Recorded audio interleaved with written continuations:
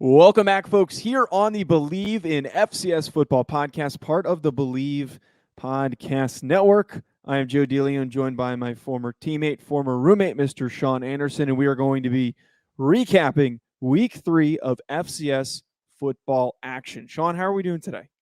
Good. I'm excited to give the score for every single game that the FCS team played in. That's what we're doing today, right, Joe?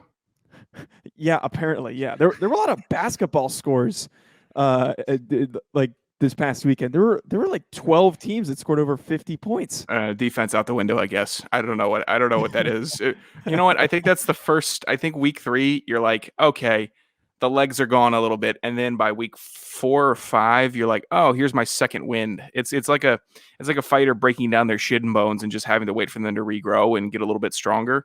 So week 3 or 4 and 5, expect a little more defense, but week 3. That's the first quarter of the season fatigue, or first third of the season fatigue that you're watching. For all those FCS fans that's wondering why 50 was getting dropped on your dome, it's because the legs are getting a little bit tired.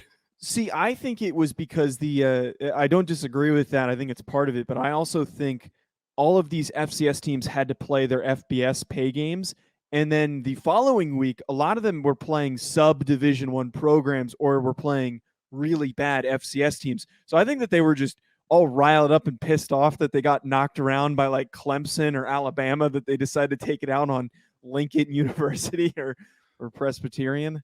God, how bad was that? Did I pick Presbyterian? You did. That Thursday is going to be a bloodbath for me. I know it's a bad one for me.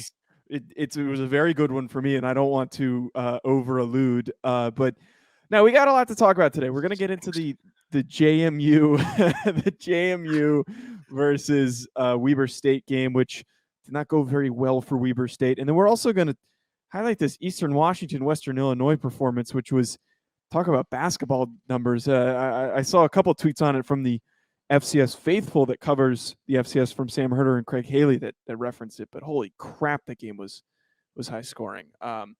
Speaking of high scoring, Sean, I gotta stop doing that. Sean, can you talk to our listeners about? No, we're gonna do it again. Wait, that game was high scoring. Go ahead and let's try a new transition. Let's work through it. So, Sean, betting talk. Oh, that's. Oh boy. Well, I don't have the energy to do a bit right now for the Bet Online read. I know a lot of you like the bits. I'm just gonna do the straight read here. Do they though? I don't know. I have no feedback. I get no feedback. Everybody talks to Joe. Nobody talks to me, which is fine. Because I interact more. I'm the more interactive one. I don't even have a shot to interact. But you don't put anything out there. You don't tweet enough. Yeah, I've been very lame lately. I'll make that clear. I've been very lame about the FCS on Twitter. But okay, it's all right. Here we go. Bet Online. We're back and better than ever. All eyes are on the gridiron as teams are back on to start another football season. As always, Bet Online is your number one spot for all the pro and college football action this season. What are you thinking, Alex? I don't think he wrote the read. I just like to blame him for the read-related stuff. All eyes are on the gridiron as teams are back on to start another football season. Okay, go. I'm not doing a Bill Burr bit right now, but that's just worded. You know what? I have been rather critical of sometimes the wording of these reads. I was a little jumbled, but the main focus is Bet Online. And not everybody can have killer weekends like me. Just winning bets. Patriots -6, easy. Mortal lock of the year. Kansas City -3.5. Lost all my winnings from Sunday on that game. It's okay, though. It was a fun Sunday. And that was fun because my team, Atlanta, didn't play till 4. So the 1 o'clock games, just why not craft up a little parlay? Why not get some little action on these games? It's not like I have much vested interest, but it's football, and now I can really get into football with a little bit of gambling. So head to the website or use your mobile device to sign up today to receive your 100% welcome bonus. That's double your initial bonus just for signing up. Don't forget to use promo code NFL100. That's NFL, the number 100. Bet Online, the fastest and easiest way to bet all your favorite sports. Bet Online, your online sportsbook experts. Oh, wonderful. Thank you, Sean. Sometimes when a read is done, the co-host will talk about a bet that they had made or a line that they liked from the previous week instead of just saying, actually, hey, you know what, Sean? Yeah, a line that has my attention this upcoming week. I actually might place a bet for once, and this is not even me Oh, you're so soft. just putting that out there. The -7.5 for the Panthers against the Texans, and Davis Mills is supposed to be starting on Thursday Night Football. That has to be, that's going to move. That is definitely going to move.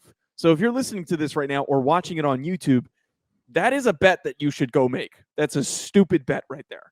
What was I going to say? Also, before I guess we get into the real meat of the show, I would like to provide an update for the South Dakota State game. Me and Joe are currently looking at flights. So in case anybody's been wondering and wondering if we were going to flake, it's very unlikely that will happen. Barring an emergency or something like that, then we will be attending. It has been after living in a city for so long of our lives, as much our entire lives. Yeah. Going to the Midwest is proven to be a different little it's been a little trickier. It's been a challenge to either fly into Sioux Falls and then figure that game out. Multiple connect into Sioux Falls and then an hour drive. I think right now we're leaning into flying into Minneapolis and driving 3 hours. That's not driving 3 hours. That's not bad. I think that's going to be our best option because the ticket prices between the two is vastly different. Yes, but Joe, I what I'm worried about is that I believe that if you're under 25, like both of us are, we will have to get a mandatory insurance on a rental car. I rented a car when I came out here. It's not they don't do a mandatory insurance. They just charge you an extra $30. That'll be your job to set up then. Okay. Well, I have an Avis account, so I will take care of it. But you have an Avis account? Yeah, because I rented a car when I first came out to LA to look at apartments. Mm-hmm. Biggest waste of time in my life. It's coming to Los Angeles. If somebody, I know podcasts do support this podcast. Support me getting out of Los Angeles because I can't stand living here another month. I can't stand it. You had a support system. What'd you tell the support system, Joe? You told them to go screw, didn't you? I didn't. What? Me. No. Oh, when you were talking about it in the early stages. Hey, I told you. I'm going out there. If you bonked me on the head when I was down bad, I think I would have stayed. You supported me a little too much. All right, Sean, let's grab a cup of water and talk here at the water cooler. Why don't we? How about that? Fill them on up. So, Sean, I've got one. Oh, you actually do have some water. I don't know if that's ASMR Sean of drinking out of a empty water bottle. Snapple bottle. Sean, the first thing that we got to address here, so our good friends, the Blue Hose at Presbyterian. So I heavily criticize them for playing multiple sub-Division I schools and absolutely blasting them, putting up obnoxious stat lines. And I said, come on, guys, let's play a real team here. And let's actually, look good in doing it.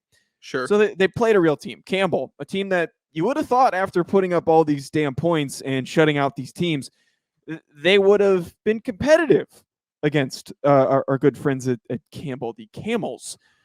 Yet they could not handle themselves. 72-0. 72-0 is what Presbyterian could muster up. So that's what we get. Thank you, Presbyterian, for putting up a good fight. Well, like the Camel, I have fantastic hydration. That's why I'm standing at this water cooler right now. And Joe, did you also hear our alma mater ranked number 3 in the CAA after this week? And I believe they were number 24 on the polls this past week as well. URI, and 2 times a week when Joe's been filling out the water cooler topics, it's been URI and Homer Central. But it is bring it up. We don't. There are literally 4 broad FCS shows, and they all talk about the schools related to them. One of them, the Walk On Radio guys, they talk about Sam Houston. The FCS Fan Nation guys, they're hack. Why are they hack? Just keep going down the list. I'm not going to go down the list. What does FCS Fan Nation talk about? It's called Fan Nation. You could probably figure out. I haven't watched that many of their episodes. But what's their school? What's their team? They're all over the place. I mean, I know the Chris Hammond guy who tends to comment on our stuff. He's one of the hosts on that show. I think he's Idaho. I'm pretty sure. Hack. Okay. All right. You're just trying to chop off the connections that we have. I'm just nice to us. I feel like those that listen, they know that they understand the bits. They're not hacks, but I feel Colin's sometimes. A hack. Huge hack. Biggest hack we know. Oh my God. He needs to be better. How do you think he feels getting attacked weekly? for no reason. Just for He being knows his supportive. role. He knows his role. What's that? Getting attacked weekly. Okay, I guess so. I guess. So, but Sean, that 24 ranking. First, I have to say, Barstool Roadie, terrible account. What? It took them until now to realize that the team was ranked. The way that they reacted to it, they didn't know that they were ranked last week. And also, Brown sucks. They're terrible. Oh, I only God. like EJ Perry. I hate Brown. You're a bad football program. You deserved that. Sean, did you happen to see that the Bison are looking like they normally do, completely dominant against Towson, who I think some people thought might have been pretty good this year. They didn't play in the spring. They opted out, moving on from Tom Flacco, and they didn't look so good against the Bison. Bison continuing to look that dominant way that they've been with Quincy Patterson as their starting quarterback. Interesting, Joe. I did not know that. Joe, did you know that I had to do a whole bunch of extra work on Saturday night? Why? Well, that's because Northern Arizona upset Arizona 21-19.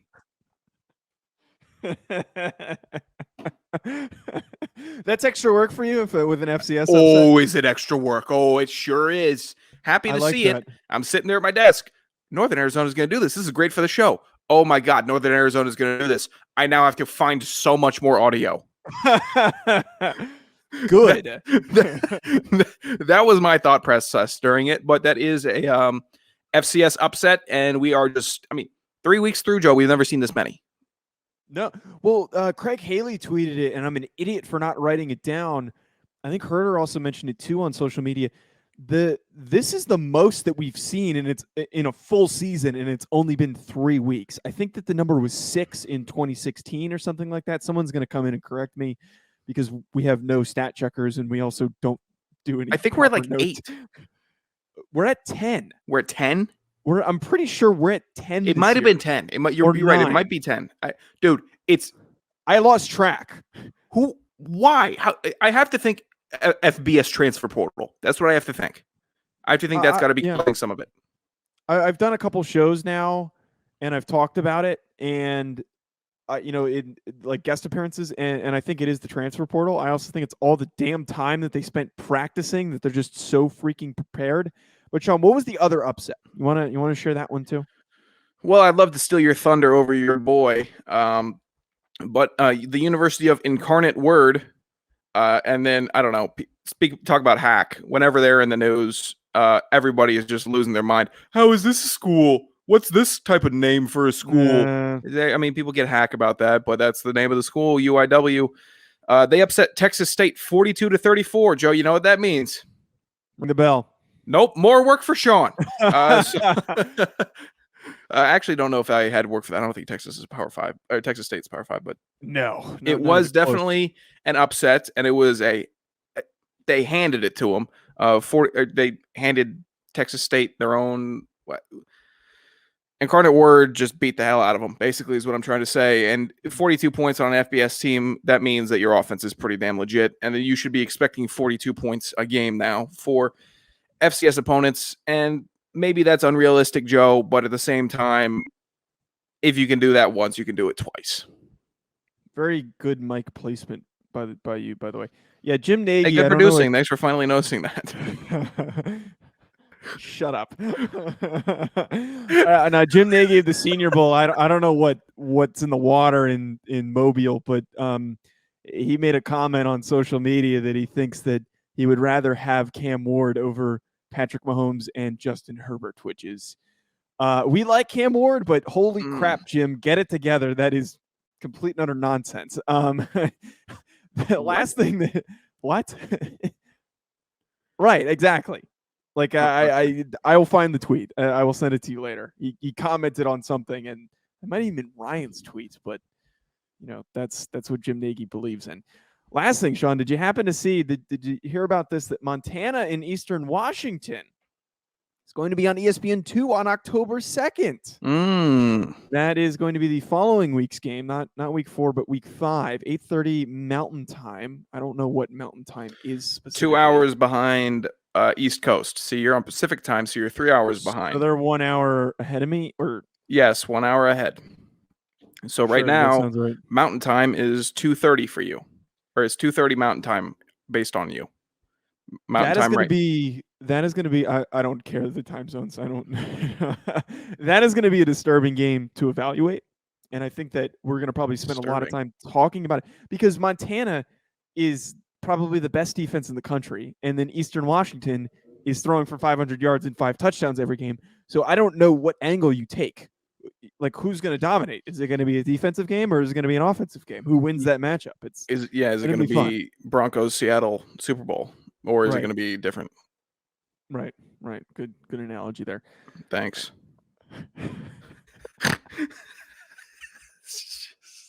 Pointless. Just pointless Bad babble. content. Just stinks.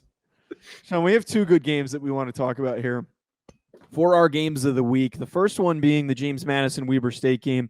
And we have to address this one because of the importance and the implications that this had on the playoff. Weber State needed to show a level of resilience to at least play in a close football game to prove that they can belong in the top 10 ranking at the end of the season. James Madison is trying to maintain recognition in what seems to be a four-way fight for the first place vote in the stats poll right now. But JMU bests Weber State 37-24. Some notable stats: Antoine Wells Jr. for JMU, 8 receptions, 76 yards, and 2 touchdowns. And then also Josh Davis bottled up 16 for 59, about 3 yards per carry.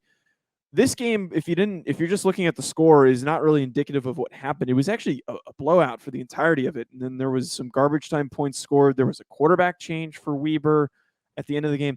This is not a good sign. And I think that this Weber State team is showing some clear signs of weakness. And I don't know if we can really consider them in that top fight for the top 4 seeds in this season's bracket.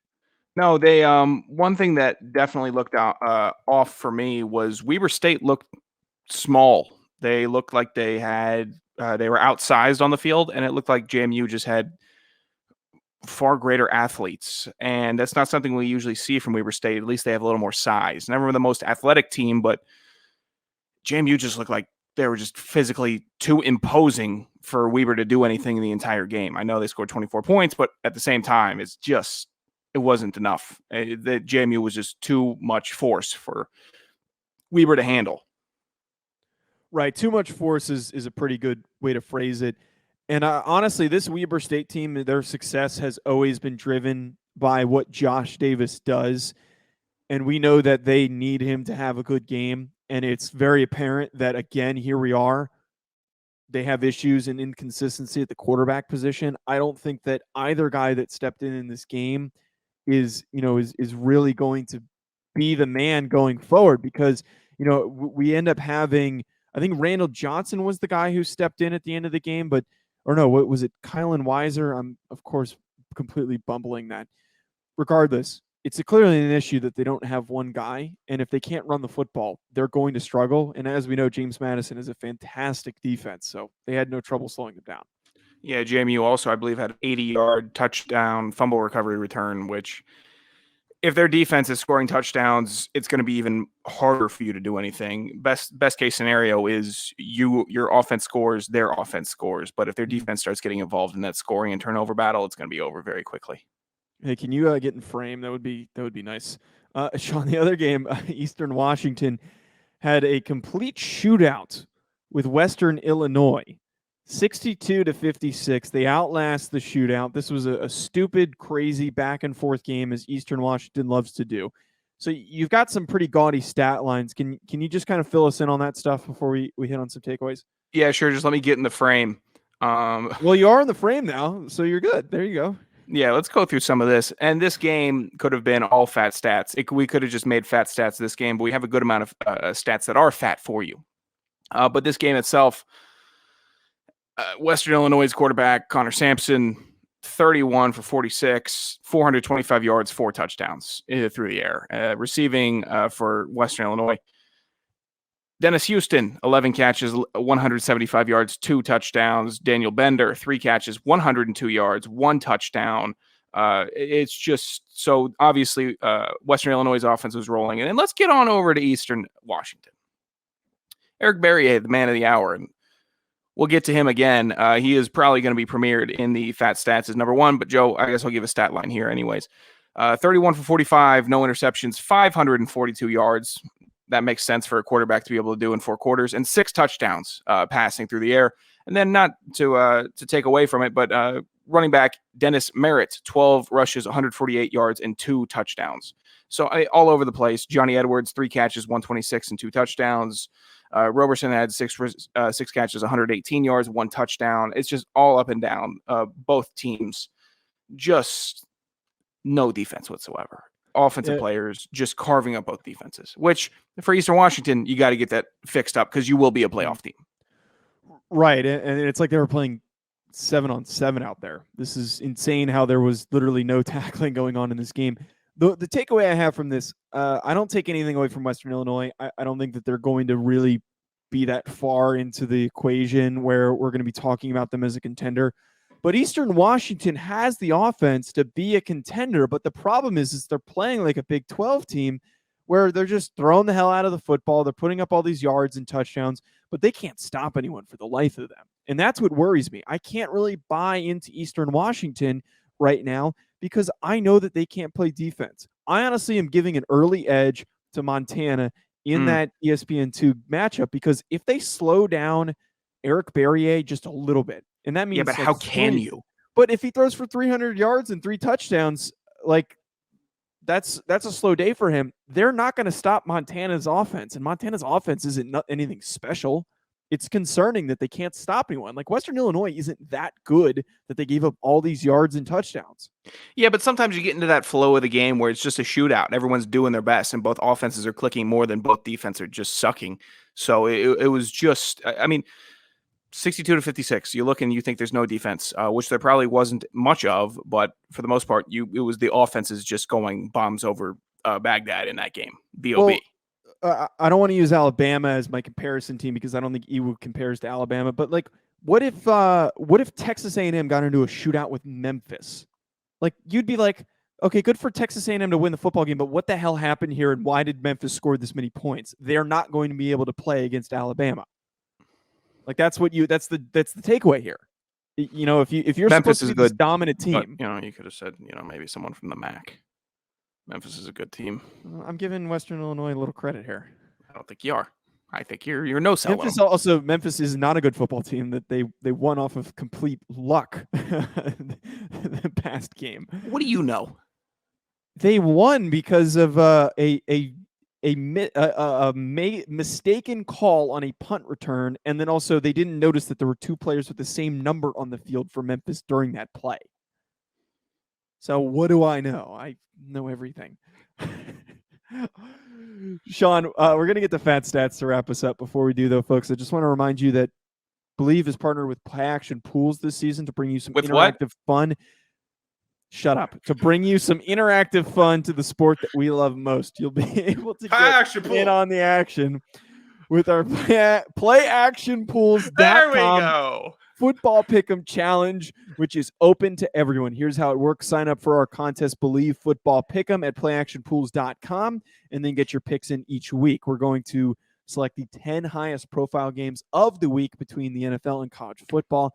Whoever gets the most picks correct each week will win a pair of electric sunglasses and a pair of DC shoes. Again, go to playactionpools.com and sign up for the contest, Believe, BLEAV, Football Pick'em. And if you plan on hosting your own football contest, go to playactionpools.com today. They've got Survivor, Pick'em, as well as a cool sportsbook-style concept called Build Your Bankroll. Playactionpools.com, your new home for all of your office sports pools. Sean, have you signed up yet? Yes, I've signed up. I signed up on the show last week in the dark. How did you... I'm glad you have lighting today. How did you do on the Better than you trying to pronounce the word play. Eat shit. I didn't do very well last week. I did go on Tally site. I came top 10 in moneyline picks. I don't know how the hell that happened. By the way, a listener last week wants you to buy a ring light. They were not very happy with the lighting. Yeah. Who's the listener? I don't know. Somebody just commented on YouTube. $30 for a ring light on Amazon. That was the comment. Really? Let me figure this out right now. Man, I can pull it up. I'll pull it up right now. You don't even know where it is. NFL prospects pod. Let's see here. Okay, I'm on the videos here. Where's Believe? Where's our thing? Are we in a playlist and not videos? FCS football. Okay. Here we go. It's D Breeden 5553, and he said ring light ... $30 Amazon. And I responded, been trying to tell you to do that, but you enjoy the darkness for some reason. I do. What was his name again, Joe? He had some long username. It was like interesting. Like Breeden something. No ring light for me. I'm not a YouTuber, and I think YouTubers with ring lights stink. I think ring lights stink. Hey, Slappy, our show is on YouTube. What do you think that makes you? I'm not a YouTuber. What do you think that makes you? I'm a broadcaster, and my content happens to be on YouTube. Same difference. No, it's not. Are you not a podcaster will never because you're a broadcaster that's on Apple have made Podcasts? error after error after error on this show. Have we ever done an apology video? No. Okay. Then we're not YouTubers. All right. Fine. I'm waiting for the show. Do we have a kitschy name for our group? Should we get one? Do we call ourselves the Potties or the Prospect Pals? No. The FCFers, FCSers? No, we don't. Not a YouTuber. Broadcaster. Okay. Keep telling yourself that. Oh. Sean, I want to get to fat stats here. I came into some numbers this last week that I'll drop on all the the listeners. Are we doing all these? Are we doing all of them? Is that of course? The deal? Okay, rip them. You tell me if you can pick one of these out of the other. Oh, there is one. No, we'll go back and forth. Go ahead. I don't need you to go back and forth with me. What kind of energy is that? You got me tilted. Harvard running back Aaron Shamplin, 14 rushes, 183 yards, and 2 touchdowns last week. Pretty fat, Joe. Not and it's not like you're burying yourself under 30 attempts to get that high number. That's what we expect from Harvard this last week. Austin Peay's quarterback Draylon Ellis, 345 yards and 3 touchdowns. Oh, you're just skipping me. Not super fat, but fat enough. Here we go. Campbell quarterback, as they were absolutely massacring Presbyterian. Wiley Hartley, great name, 342 yards and 6 touchdowns. Pretty damn impressive there. Incarnate Words, Cameron Ward. See how I did that and not say Ward's Ward? 376 yards and 4 touchdowns through the air. UC Davis, Ulonzo Gilliam, who I believe we have noted at least once or twice during our preview episodes. 26 rushes, 178 yards, and 3 touchdowns on the ground. And then Southeastern Louisiana, Cole Kelly, 444 yards and 4 touchdowns. Joe, insert 4 for 4 joke here. And then Eastern Washington's Eric Berrier, who I believe has the crown of fattest of this week, 542 yards, 6 touchdowns. He is so much fatter. I see 6 touchdowns from Hartley. Shove it. I see 4 touchdowns from Kelly. Shove it. Running backs. Shove it. I don't even know why I added Ellis on this show because we have Berrier throwing for 542 yards, 6 touchdowns, fattest of the week, almost fattest of the year. But Presbyterian had to beat up on a JUCO, and their quarterback had to throw for 10 touchdowns. But Berrier on the list. When we get to the end of the year, we will have a nice little conclusion and presentation ceremony for the fattest player in the FCS. Right now, Berrier in contention. Thank you.